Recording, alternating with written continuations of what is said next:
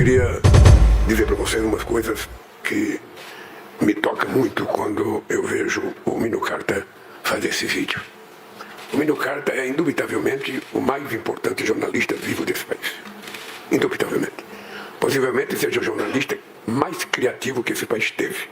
Ele foi um cara que fez 4 Rodas, foi um cara que participou da construção da realidade, foi um cara que fez a revista Veja, foi um cara que fez a Isto É, foi um cara que fez o Jornal da Tarde, foi um cara que fez o Jornal da República e foi o cara que depois que tiraram tudo ele ainda fez a Carta Capital.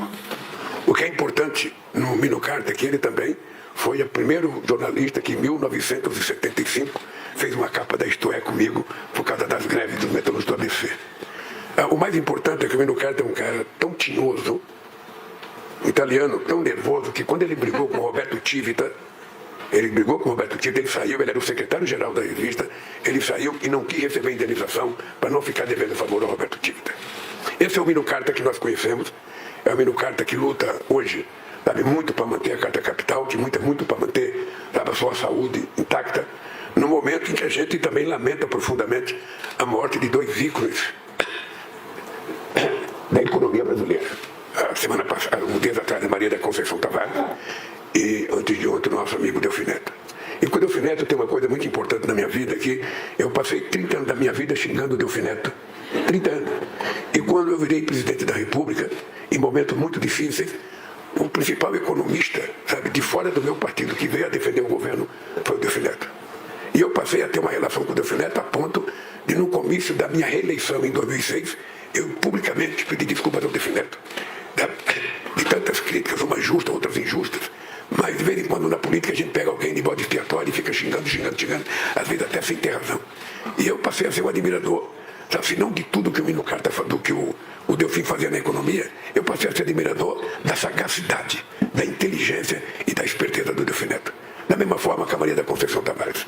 Poder-se-ia dizer que ela era uma economista brava, que ela xingava todo mundo, que ela gritava todo mundo, mas inegavelmente o Brasil perdeu uma tribuna extraordinária que era a Maria da Conceição Tavares. E o Mino Carta é uma dessas pessoas que eu aprendi a apreciar durante muito tempo, muito tempo. Eu tive contato com ele a primeira vez em 75, depois fizemos uma amizade, muito tempo. Tem um tempo, Manuela, que o Mino Carta ficou com raiva de mim, porque eu não falei com ele da morte da esposa dele. E depois de 10 anos eu encontrei com o Mino Carta e falou: Mino, eu não podia falar com você porque eu não sabia que ela tinha morrido. Se ninguém me falou, como é que eu vou lembrar de falar para você? E recuperamos a nossa extraordinária amizade. É uma pessoa que eu gosto muito e fico muito agradecido a você promover esse evento aqui com a Carta Capital, porque nós estamos precisando no país de alguma coisa séria nos meios de comunicação. Alguma coisa em que a gente acredita, alguma coisa em que não tem um viés ideológico, alguma coisa em que a gente possa saber, bom, isso aqui eu não concordo, mas é verdade, isso aqui eu não concordo, mas é bom, isso aqui eu não concordo, mas é sério. Nós estamos precisando, lamentavelmente nós estamos precisando de muita informação correta, porque eu tenho dito para as pessoas que nós estamos vivendo a era do fim do argumento. Ou seja, o argumento não vale muita coisa, o que vale são palavras cifradas, o que vale são xingamentos, o que vale são provocações, ou seja, quanto mais curta a provocação, quanto menos palavras, melhor. Então o argumento, as pessoas que se prepararam tanto para os argumentos, sabe, não tem mais chance, porque ninguém quer saber de argumento. O cara quer te avacalhar e acabou, e vai por aí afora. Ninguém presta conta. O cara, para xingar alguém, ele não tem que dar explicação, ele xinga. Agora o cara, para dizer que não é verdade, ele tem que explicar. E se o argumento está perdendo força, nós estamos vivendo um momento difícil. Qual é a sorte nossa? É que eu sou um presidente de sorte. A sorte nossa é que eu sou um presidente de sorte. E eu tive sorte nos meus 2 primeiros mandatos. E votei para tentar mostrar o seguinte: não é possível ser goleiro da seleção brasileira sem sorte. E não é possível ser presidente da República sem sorte. Quem for um azarado, não concorra. Não concorra. Porque não é possível você levar o povo ao sofrimento se você é um cara sem sorte. E eu, antes de dizer as minhas palavras aqui sobre a questão da integração da América do Sul, eu queria dizer para você que nós estamos vivendo um momento muito bom. Eu quero dizer aqui de tudo. Eu vivo o meu melhor momento como ser humano. Na minha passagem de 78 anos pelo planeta Terra, eu me sinto no meu melhor momento. Eu me sinto quase pleno como ser humano. Não tenho preocupação que não seja tentar encontrar soluções para os problemas. Os problemas, quanto mais graves, mais eles são apaixonantes, mais eles são motivantes, ou seja, mais eles acordam na gente a disposição da gente resolver. Eu não sou de ficar lamentando, eu não sou de chamar ministro para dizer: olha, vai acontecer tal coisa. Não, eu chamo os ministros para dizer: nós temos que resolver. Se não está dando certo, vamos ter que encontrar uma solução. A gente não tem que ficar dizendo eu acho, eu penso, eu acredito, a gente tem que fazer as coisas. E as coisas vão acontecer no país. Eu quero que vocês, empresários, vocês convidados para esse debate, saibam o seguinte: o Brasil vai terminar o meu mandato numa situação altamente privilegiada, como foi em 2010. A economia crescendo, a inflação baixando, os juros caindo, o desemprego caindo, a massa salarial aumentando, o investimento na indústria crescendo, o investimento no comércio crescendo. Ou seja, tudo pode acontecer, se a gente tivesse, deveria ter uma placa na porta da CNI, uma placa dizendo que o que falta no Brasil é circulação do dinheiro. O dinheiro não pode ficar parado no bolso de alguém ou na conta de alguém. O dinheiro tem que circular. Então você tem que colocar uma frase ali. Muito dinheiro na mão de poucos significa empobrecimento, significa analfabetismo, miséria, fome, desemprego. Agora, pouco dinheiro na mão de muitos significa exatamente ao contrário. Significa todo mundo participando da economia, todo mundo comprando. Se você quiser fazer uma experiência, pegue 10 mil reais e dê na mão de uma pessoa só. Essa pessoa vai pegar esse dinheiro, vai correr para um banco, vai procurar qual a melhor aplicação e vai aplicar para viver de dividendos. Agora pegue esses 10 mil reais e divida para 100 pessoas. E dê um pouquinho para cada um, você vai ver que todos vão correr para comprar alguma coisa, ou para comer, ou para se vestir, ou para estudar. Então, essa é a mágica do que está acontecendo no Brasil outra vez. Eu, quando deixei a presidência em 2010, eu viajei muito mundo fazendo palestra. E toda vez que eu era convidado, a gente perguntava o que vocês querem que o presidente fale. E os caras falavam, a gente quer que fale o que aconteceu no Brasil. E eu, então, tinha muito orgulho de dizer, a salvação do Brasil e a solução do Brasil foi que a gente decidiu que o pobre não é o problema. O pobre vira a solução na hora que a gente inclui ele no tal do mercado. Na hora que ele vira gente participante desse mercado. Enquanto ele estiver marginalizado, sem poder comprar, sabe, sem poder consumir, nenhuma indústria vai investir, nenhum comércio vai nascer. Então é preciso a gente ter essa consciência, que esse país precisa, sabe, ter circulação de dinheiro. É por isso que no meu governo, o BNB volta a funcionar como banco de desenvolvimento, inclusive emprestando dinheiro para estados e municípios, além dos pequenos créditos empresários. O Banco do BNDES voltou a fazer investimento e tem que fazer mais, nós precisamos arrumar mais dinheiro para fazer mais dinheiro. O Banco do Brasil voltou a investir mais, a Caixa Econômica voltou a investir mais, o BASA voltou a investir mais. É porque se não houver um investimento, alguma coisa não acontece. As coisas não acontecem. E o milagre do pequeno investimento, o milagre do pequeno negócio, o milagre do empreendedorismo, o milagre das pessoas acreditarem que as coisas vão dar certo. Então, meu lema é esse. Mesmo que der errado, vai dar certo. Mesmo. Porque eu não vislumbro nada pela frente, nem a briga Estados Unidos e China, que me causa qualquer temor que vai desviar o Brasil da rota de crescimento que nós estamos. Então, você pode ter certeza que esse país vai ter muita sorte. Porque esse é o meu objetivo. É provar, mais uma vez, que esse país tem que ser governado olhando para a totalidade do seu povo. A gente não pode governar para quem é mais alto, para quem tem mais dinheiro, para quem é mais gordo, para quem é mais magro. Não, nós temos que olhar para o conjunto da sociedade brasileira. E o crescimento vai se dar na hora que a gente decidir trazer os grandes que estão fora para estar dentro. Isso levou a gente a tomar uma atitude recentemente na construção do PAC, que é uma inovação. Normalmente, um presidente da República e os seus ministros escolhem o governador, que é seu amigo, escolhem o prefeito, que é seu amigo, e decide fazer a obra naquele estado em que ele tem amizade com o governador. Nós inventamos uma coisa chamada de PAC Seleções. Todos os 5.800 prefeitos do Brasil têm a mesma oportunidade. Não importa o partido, não importa o tamanho da cidade. Todos têm a oportunidade de fazer um projeto. E nós fazemos a seleção dos projetos por importância, por necessidade. E o que aconteceu é que no PAC Seleções, muita gente do meu partido ficava muito irado comigo, que, pô, o meu vizinho lá ganhou dinheiro para encosta, ganhou dinheiro não sei para quem, e o meu não vai. Não vai porque o projeto dele é mais importante que o seu. O povo de lá precisa mais que você. Esse republicanismo é que nós estamos tentando estabelecer no Brasil para trazer de volta um pouco de civilidade. A gente não é um grupo de amigos, sabe? A gente é governo, e o governo precisa pensar na totalidade do seu povo e fazer as coisas acontecer. E isso me faz, eu vou dizer aqui, na sede da CNI, sabe, que eu espero que você um dia me convide para um jantar, porque também só conversa não enche barriga, sabe, que eu acho, sabe, eu acho que nós vamos viver um bom momento. Um bom momento. Eu, sinceramente, sabe, eu sempre falo para provocar alguns amigos meus empresários que só não enxerga quem não quer. Quando eu deixei a presidência em 2010, a gente vendia praticamente 3.800.000 carros por ano. Se pegar 2012, que é a data exata, a gente chegou a vender 3.836.000 carros por ano. Quando eu voltei 15 anos depois, a gente estava vendendo só 1.800.000. A pergunta é, o que aconteceu no país? As pessoas perderam o gosto para comprar carro? As indústrias não queriam mais produzir? Não, o que faltou foi determinação política de fazer as coisas acontecer e vai voltar a acontecer. Você é testemunha que no único dia eu recebi no Palácio do Planalto e depois eu fui na FAV em São Paulo para um investimento de 130 bilhões de reais até 2008 da indústria automobilística brasileira. E eu disse para eles, a única coisa que eu posso oferecer para vocês é consumidor para o carro de vocês. Se a gente melhorar as condições do povo pobre, se a gente melhorar as condições de salário, se a gente melhorar a renda das pessoas, você pode ficar certo que o povo vira consumidor. Porque as pessoas querem ter um carrinho. É preciso que a gente adeque o carro às condições de pagamento das pessoas. Aumentar o número de prestação. Porque o povo brasileiro tem uma vantagem que é o seguinte, ele não se importa, mas veja, passar o juro é uma briga nossa eterna nesse país. É uma briga eterna. Mas mesmo se o juro for zero, se o cara não tiver dinheiro para consumir, ele não vai consumir. O Japão tem juro zero e a economia do Japão não cresce há quantos anos? O que é importante é a circulação de dinheiro. Se você perceber que na minha cidade, em Caetés, o povo está tendo dinheiro para consumir, você vai montar uma indústria lá. Mas se você perceber que não tem dinheiro, você não vai montar. Você vai colocar o seu dinheiro no banquinho, de preferência nos títulos do Tesouro, ganhar aí uns 10 e 25 por mês de juro. Em 10 anos você dobra a sua riqueza. Então, para quem investir na produção, para quem investir na geração de emprego, você tem segurança. Esse é o país que nós precisamos mudar. Esse é o país que nós precisamos mudar. Fazer com que o dinheiro circule. Se o dinheiro circular, não vai ter problema nenhum. Você vai passar para a história como o melhor momento da CNI nesse país. Que em 2003, quando eu tomei posse, eu discutia com o ministro Celso Amorim a necessidade da gente mudar um pouco a participação do Brasil na geopolítica mundial.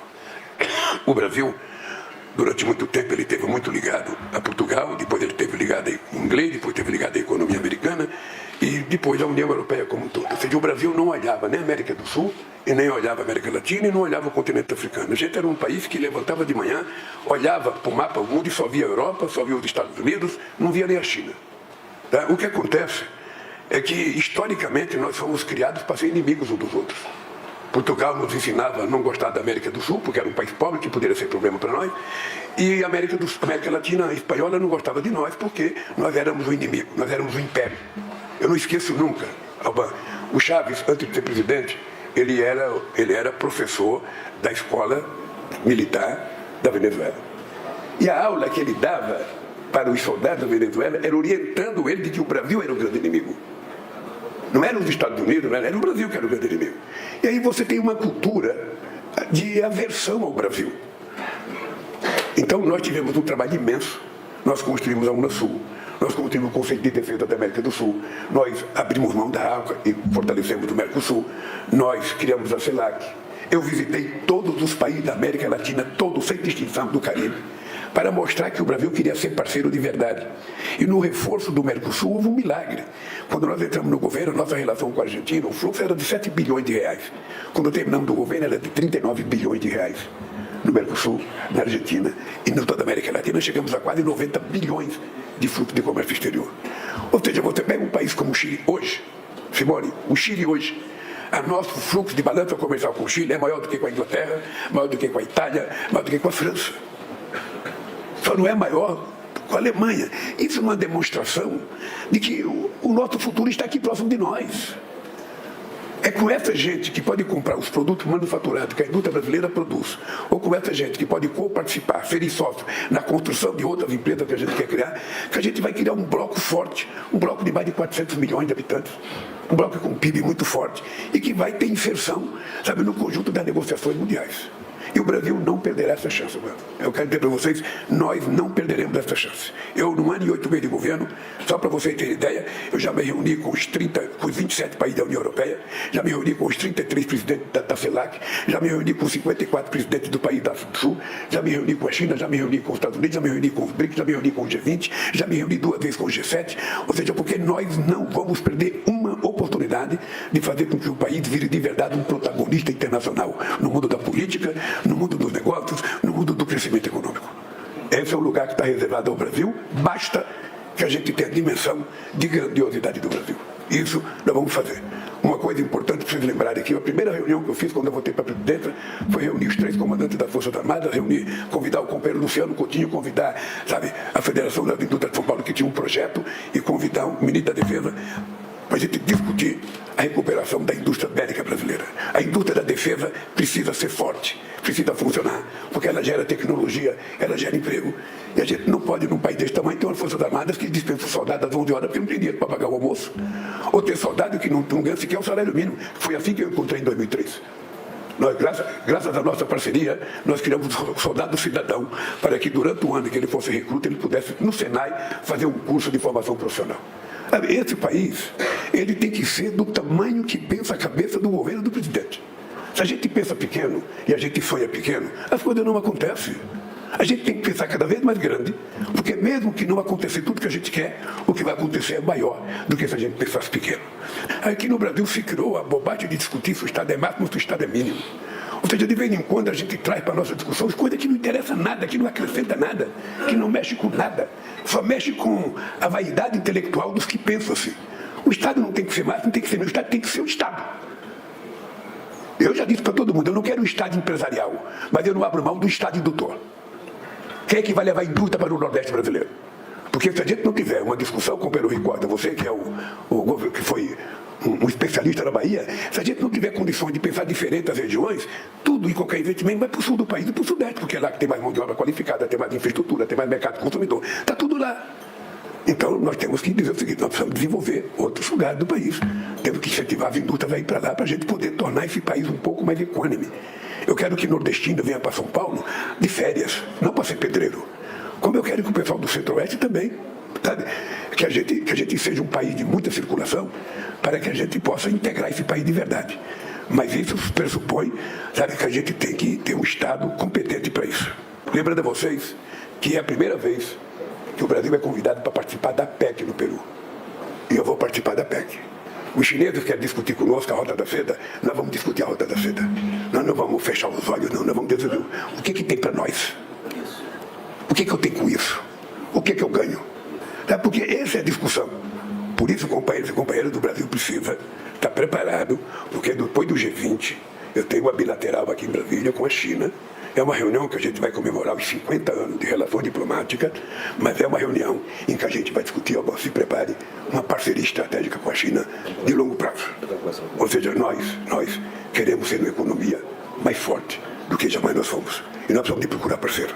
Não pense que quando eu falo da China eu quero brigar com os Estados Unidos. Pelo contrário, eu quero os Estados Unidos do nosso lado, tanto quanto eu quero a China. Eu quero saber aonde é que nós entramos.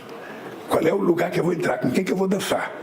Sabe? Porque o Brasil precisa se respeitar, e a gente vai se respeitar se a gente tiver projeto. Bem, lembrar vocês que nós estamos prontos para firmar o acordo Mercosul-União Europeia. Agora depende da União Europeia, porque nós aqui já decidimos o que queremos e já comunicamos eles.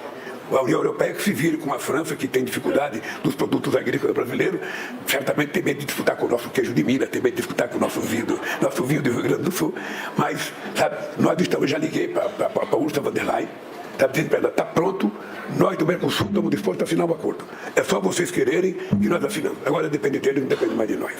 E a verdade é o seguinte, se todo investimento que ele diz para mim que vai acontecer no Brasil aconteceu, nós vamos ser logo a segunda economia do mundo. Porque tem uma coisa que as pessoas falam e não explicam direito. E eu peguei uma frase que o cacique Raoni disse em uma palestra com a ministra Nívia, sabe, que ele não entendeu uma questão da saúde. E ele ficou bravo, falou, eu não entendi o que você falou, eu não entendi. Aí, me explica. A Nívia explicou. Ele falou, está vendo? Se me explica, eu entendo.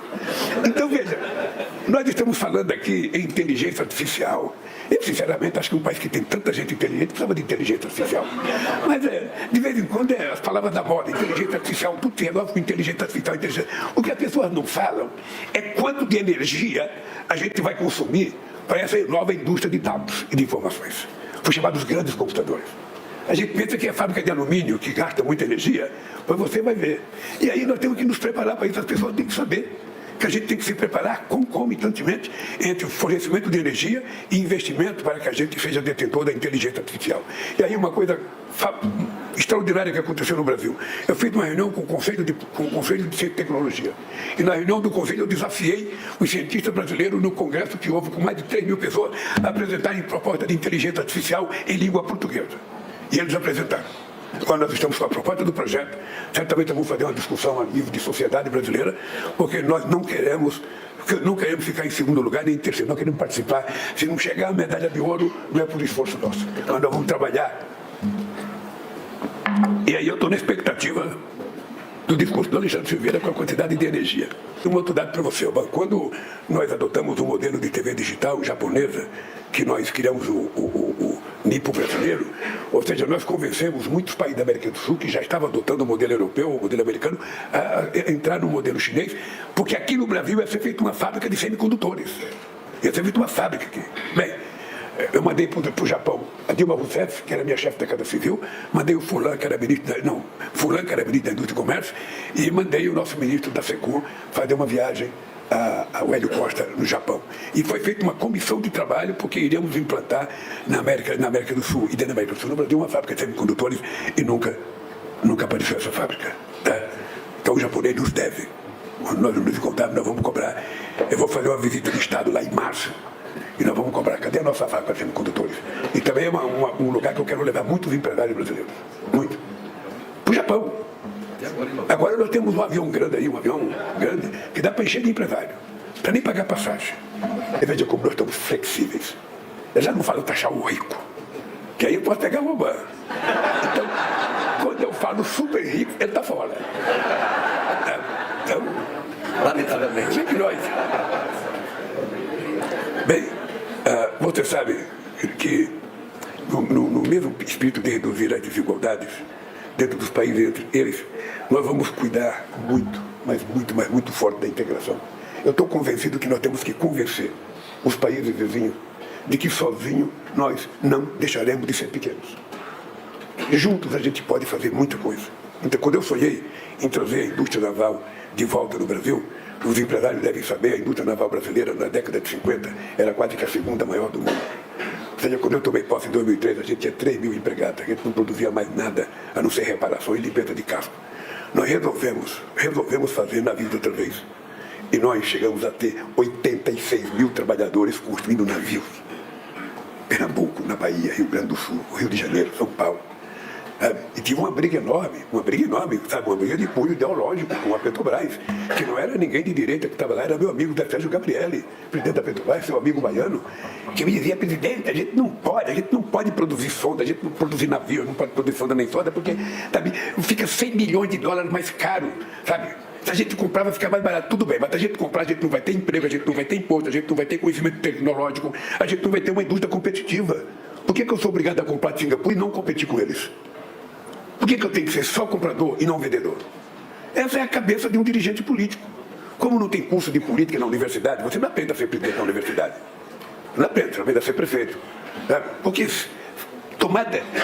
a grande coisa do mundo político é tomada de decisão. E a tomada de decisão é que é coisa extraordinária, é uma coisa que vem de dentro da pessoa. Vem da quantidade de informações que a pessoa tem e vem do pensamento de mundo que a pessoa quer. Se você não tem visão do mundo, não tem visão de nada. E eu digo sempre o seguinte, quando digo para todo mundo que eu vou viver 120 anos, ainda falta 32 anos, cara. E eu falo isso porque é o seguinte: todo ser humano que tem uma causa não fica velho. Quem faz a velhice é você não ter perspectiva de futuro. Você fica, estou no fim da vida, não sei da conta não. Pois eu levanto todo dia, cara, com uma causa. Eu quero viver 120 anos. Já disse para Deus, não guarde lugar para mim aí tão cedo. Sabe? Todo mundo se tiver algum amigo meu que queira ir, eu até mando na frente, mas eu não quero. Eu não quero. Né? Eu não sei se você aprendeu na Bahia, na minha parte social que eu nasci, a gente aprendia. O coração não sente o que os olhos não vê. Então, se você não leva as pessoas para ver as coisas que existem no mundo, sabe? Você tem que ir a Xangai, você tem que ir a Pequim para você saber o que aconteceu nesses últimos 30 anos, 40 anos. Você não acredita. Você não acredita que seja possível fazer o que foi feito com o crescimento da China. A China virou um problema para quem? Não para nós, virou um problema para os Estados Unidos. E virou um problema para os países capitalistas que acharam que era fácil, sabe, aumentar a sua riqueza explorando a mão de obra quase que escrava da China. Os chineses, diferentemente de nós, souberam aproveitar a oportunidade, sabe? Não ficaram muito preocupados com essa tal de propriedade intelectual e foram aprendendo a fazer as coisas, e foram mandar gente estudar lá fora, e hoje a China é o que é. Uma coisa invejável. E aqui no Brasil também ensina a gente, companheiro, É o seguinte, você acredita que o Brasil é o país do mundo que sozinho forma mais advogado do que o restante do mundo junto? Nada contra advogado. Nós precisamos formar gente de especialidade na questão da engenharia, na matemática, na questão digital, na produção de software, ou seja, nós precisamos entrar nesse mundo, sabe? E aí nós precisamos formar a nossa meninada. Nós estamos agora com mais 100 novos institutos federais, e nesses institutos a gente quer dizer o seguinte, que custo a gente vai dar? Ele já aprendeu que Cabral descobriu o Brasil. Agora, o que a gente vai ensinar para o futuro dele? Qual é a expertise que nós queremos que ele tenha? E aí é que eu acho que nós vamos precisar utilizar a inteligência de todo mundo para a gente poder fazer as coisas, sabe, com muito mais força, muito. Queridos companheiros e companheiras, a democracia e o desenvolvimento caminham lado a lado. Eu estou convidando uma reunião, dia 24, na sede da ONU, com os governos democratas do mundo. Eu ia convidar governos progressistas, mas aí quando eu fiquei fazendo o levantamento, tem pouco governo progressista no mundo. Então, eu falei, bom, para não deixar nenhum amigo de fora, eu vou convidar os governos democratas. E estou fazendo uma reunião. Falei com o presidente Biden, falei com o Macron, falei ontem com o primeiro-ministro do Canadá, falei com o primeiro-ministro novo da Inglaterra, que é o meu companheiro do mundo sindical. E falei para ele que nós precisamos fazer alguma coisa para defender a democracia. A democracia não é uma coisa pequena, a democracia é o que existe de mais perfeito que o ser humano criou, sabe, na arte da governança. Eu, sinceramente, eu vejo a União Europeia como uma construção, um patrimônio democrático da humanidade. Imaginar a França e a Alemanha, depois de se autodestruírem, sabe, criar um bloco que fez um Banco Central, que fez um parlamento, sabe, que fez uma moeda própria e que tem um parlamento que decide as coisas, é invejável. E é isso que a gente tem que fazer. A gente sempre coloca na mesa um problema. Vou fazer tal coisa, mas tem esse problema. Vou fazer aquilo. Não, pelo amor de Deus, vou colocar a solução. O cara, quando vai no médico, ele não quer diagnóstico, ele quer o remédio. Então nós, aqui no Brasil, companheiros, eu vou terminar dizendo para vocês que nós aqui no Brasil, nós temos grandeza, nós temos inteligência, nós temos histórico, e o Brasil tem que ser o carro-chefe da integração da América do Sul. Nós não queremos ter um comportamento hegemônico. Nós queremos construir parcerias. Nós queremos andar de mãos juntas, sabe, para que a gente possa, sabe, viver. Eu lembro, Fausto, cadê o Fausto do nosso SESI? Eu vou lhe dizer uma coisa, porque eu fui escolhido presidente do Sindicato do Metalúrgico Soberano do Campo em 1975. Eu era o diretor delegado de uma fábrica, da Vilares, e o presidente do sindicato precisava deixar de ser presidente, porque a empresa dele tinha mudado de São Bernardo do Campo. Aí nós convocamos o Dieves, a companheira Lourdinha, mulher do nosso ex-companheiro Barelli, a Neves Andraus, foram no sindicato fazer um curso para a gente medir quem que era liderança, quem que não é liderança. E pegaram algumas pessoas e falaram o seguinte, o que você entende por sindicalismo? O que é um sindicato para você? Aí o cara que era o meu concorrente fez um cara ficar agachado, subiu nas costas do cara e ficou como se fosse um avião, para cima de todo mundo. Aí quando eu fui fazer, eu peguei todo mundo que estava na sala, eu peguei na mão de todo mundo e falei, sindicato é isso, é a união dos trabalhadores. Isso me fez virar presidente do sindicato e por que não presidente da República. Para governar esse país, o Brasil tem que se apresentar assim, sabe, com muita sabedoria, mas ao mesmo tempo com muita humildade, para as pessoas não desconfiarem, nós não queremos ser imperialistas. O Paulo Descalço era presidente da Fiesp e eu trouxe a Argentina para um encontro na Fiesp sobre desenvolvimento. E o Paulo Descalço fez uma apresentação da pujança da Fiesp, da pujança do Estado de São Paulo. Puta, que era para afundar o argentino lá dentro, porque não tinha 1 milímetro de humildade, cara. É o seguinte, nós somos os grandes, nós somos os poderosos, nós temos isso.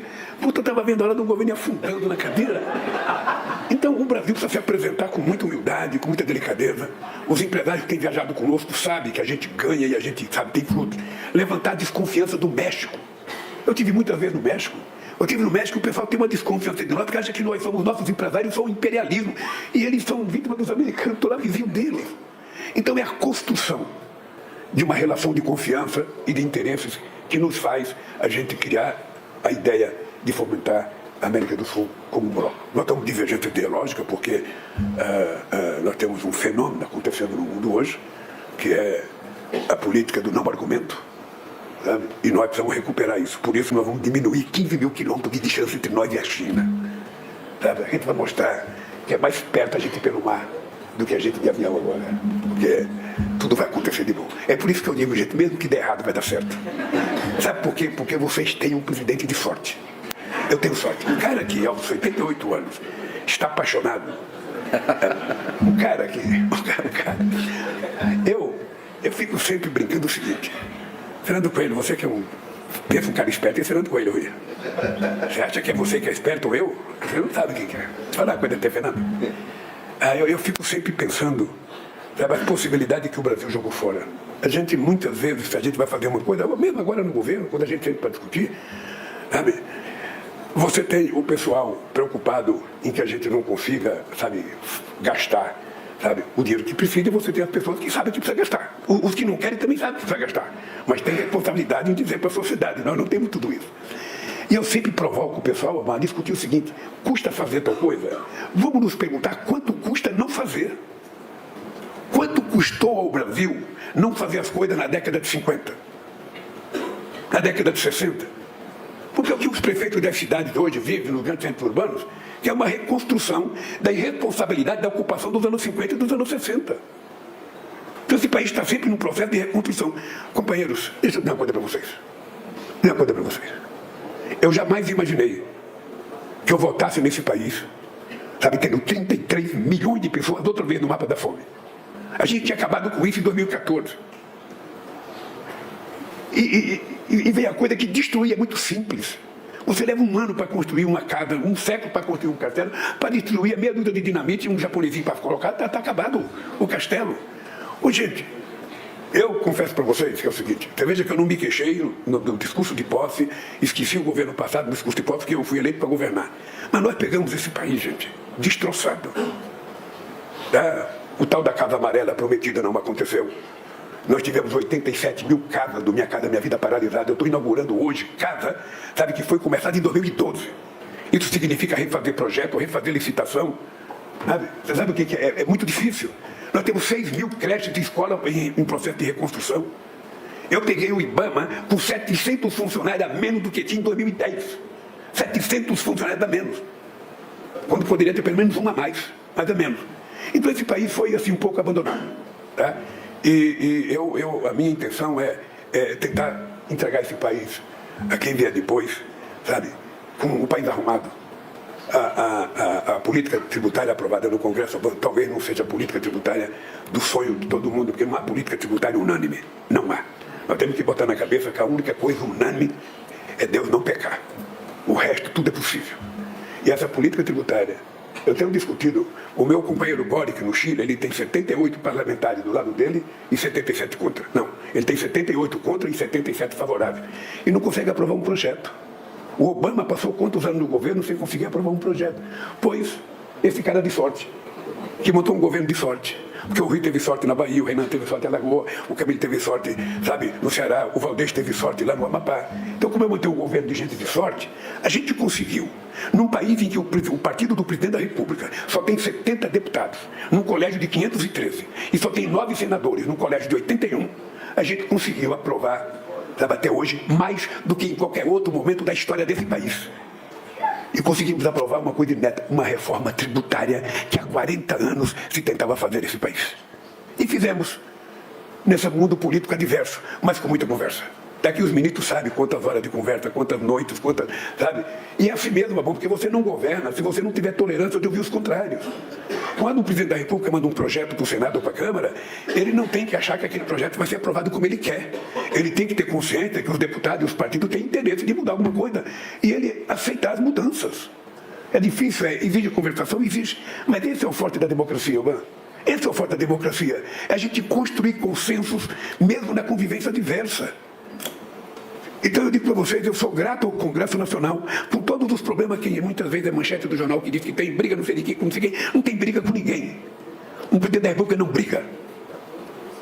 Um presidente da República tem que estar calmo todo santo dia. Eu levanto calmo e vou para casa calmo.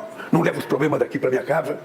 Porque esse país tem que dar certo. Eu quero terminar o meu mandato ao bando dizendo o seguinte: esse país finalmente encontrou o seu caminho e não vai voltar atrás. Deixar coisas concluídas para que quem vier toque o barco e toque esse país para frente, porque o povo está cansado.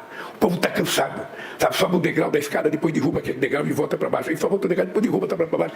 Não é possível que a gente não trabalhe para esse povo subir o segundo degrau. Quando a gente levou a empresa automobilística para Pernambuco, quantas críticas a gente resolveu, mas é só ir lá para ver. É só ir lá para ver o benefício que aquele trouxe e junto com a empresa estamos levando um Instituto Federal para formar profissionais especialistas. É assim que a gente vai fazer esse país se desenvolver. Então, Babão, eu quero dizer para você que você pode contar, sabe? Você vai perceber que vai ser estranho, mas eu vou lhe tratar sempre como companheiro. E vou dizer por quê. Porque é o seguinte, eu não conhecia você, mas o meu amigo Rui Costa dizia, Lula, o Babão é um cara bom, o Babão é um cara sério. Jacques Wagner dizia, o Lula, o Babão é um cara bom, o Babão é um cara sério. O Otto dizia, o Lula, o Babão é um cara bom, um cara sério. Ora, se todos os meus amigos que eu confio em você, por que eu vou desconfiar? Então quero que você saiba que você terá um parceiro. A Carta Capital, agora precisa continuar existindo. Quem puder ajudar, ajude, porque nós precisamos de uma imprensa, pelo menos neutra, nesse país. Um abraço e obrigado por tudo.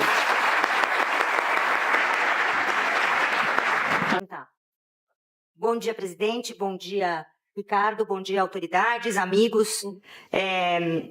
Neste mês, Carta Capital completa 30 anos. Ela nasceu da cabeça de um pequeno grupo de jornalistas, liderado pelo meu pai, o Mino Carta, e circundado por Luiz Gonzaga Beluso. A edição número 1 chegou às bancas em agosto de 1994, com periodicidade mensal. Em 98, a revista tornou-se quinzenal e em 2001 passou a circular semanalmente e assim permanece até hoje. Nessas 3 décadas, Carta Capital se orgulha de nunca ter abandonado os propósitos que justificam a sua criação. Ser uma alternativa ao pensamento único, respeitar a inteligência do leitor e escrutinar o poder em todas as suas dimensões. Apesar dos altos e baixos, dos momentos sombrios, das injustiças permanentes, dos riscos à nossa liberdade, nunca deixamos de acreditar no Brasil. Acreditamos também no poder transformador do jornalismo, no seu papel fundamental para a afirmação da democracia. Em tempos de fake news e da pós-verdade, reafirmamos diariamente, em múltiplas plataformas, nossa completa lealdade aos fatos, ao debate público, à livre circulação de ideias e à informação. O seminário de hoje, o segundo da série comemorativa de um aniversário tão marcante para nós e para o nosso público, é um exemplo desse compromisso. Aqui estão representantes do poder público e do setor privado para discutir o futuro. Temos a confiança de que o Brasil será melhor amanhã do que hoje. Mais próspero, mais justo, mais orgulhoso de si mesmo. Nas últimas 3 décadas, contamos ao nosso modo as histórias alegres e tristes do Brasil e dos brasileiros. Tem sido um privilégio cumprir esse papel. Aos desafios, respondemos com coragem e determinação. Não temos medo de pensar e de dizer o que pensamos. Não nos curvamos às injunções. E assim chegamos até aqui. Que venham os próximos 30 anos. Agora eu convido vocês a assistir uma mensagem especial do Mino, que gravou essa fala especialmente para este evento. Obrigada.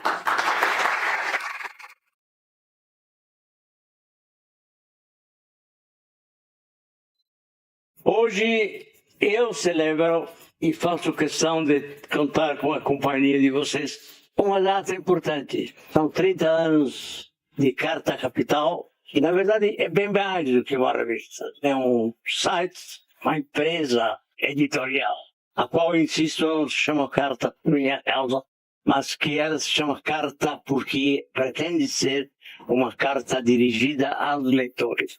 Uma revista realmente independente, e não se curvasse diante de ninguém, e não cedesse 1 milímetro da sua independência absoluta e irretocável, que é possível praticar um jornalismo honesto, verdadeiro, a favor do Brasil. E Carta Capital é realmente a portadora dessa mensagem. Então, é uma celebração para mim de extrema importância. São 30 anos e me levam a um sentimento de honra, de plenitude. E me agrada sobremaneira fazê-lo com vocês. Tenham todos um bom evento.